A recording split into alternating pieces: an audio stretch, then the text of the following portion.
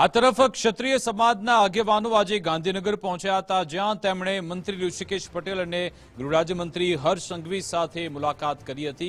ક્ષત્રિય સમાજના આગેવાનોએ આજે સરકારના મંત્રીઓ સાથે મુલાકાત કરી બેઠક કરી હતી। જયરાજસિંહ પરમારની આગેવાનીમાં મંત્રીઓ સાથે બેઠક યોજવામાં આવી। સમાજના પ્રશ્નો અને પદ્માવત ફિલ્મ સમયે થયેલા કેસ મુદ્દે ચર્ચા કરવામાં આવી હતી। સરકાર તરફે મંત્રી ઋષિકેશ પટેલ અને હર્ષ સંઘવી હાજર રહ્યા હતા। બેઠક બાદ ક્ષત્રિય આગેવાન જયરાજસિંહ પરમારનું પણ નિવેદન સામે આવ્યું છે। તેમણે કહ્યું કે ક્ષત્રિય સમાજની અસ્મિતા મુદ્દે આંદોલન થયું હતું। વર્ષ 2018માં પદ્માવત ફિલ્મ આવી હતી।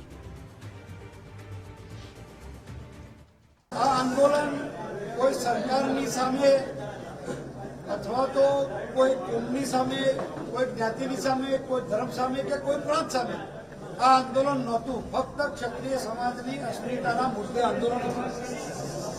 જ્યારે આંદોલન ચાલતું ત્યારે અનેક કાયદો અને વ્યવસ્થાની પરિસ્થિતિમાં ઘણા બધા કેસો થયા હતા। એ કેસોમાં ગુજરાત સરકારે જે તે વખતે જેટલા કેસો જુદા જુદા આંદોલનના રૂપે કેસો થયા તે પાછા ખેંચવાનો નિર્ણય કર્યો હતો। એમાં 2-3 કેસો જે તે વખતે પાછા ખેંચાયા હતા। બાકીના બધા જે કેસ બાકી હતા એની રજૂઆત કરવા માટે સમગ્ર ગુજરાતમાંથી ગુજરાત રાજપૂત સમાજ વતી શૈક્ષણિક સંસ્થાઓથી લઈ મહિલા સંગઠનો બધા અહીંયા ઉપસ્થિત છે। આ પ્રતિનિધિઓનું એક પ્રતિનિધિ મંડળ આજે રાજ્ય સરકારના આદરણીય ઋષિકેશભાઈને કાયદા મંત્રી તરીકે અને હર્ષભાઈ સંઘવી સાહેબને ગૃહમંત્રી તરીકે અમે રજૂઆત કરી છે અને ઘટતું નિયમોસર કાર્યવાહી કરવાની અમને ખાતરી આપી છે।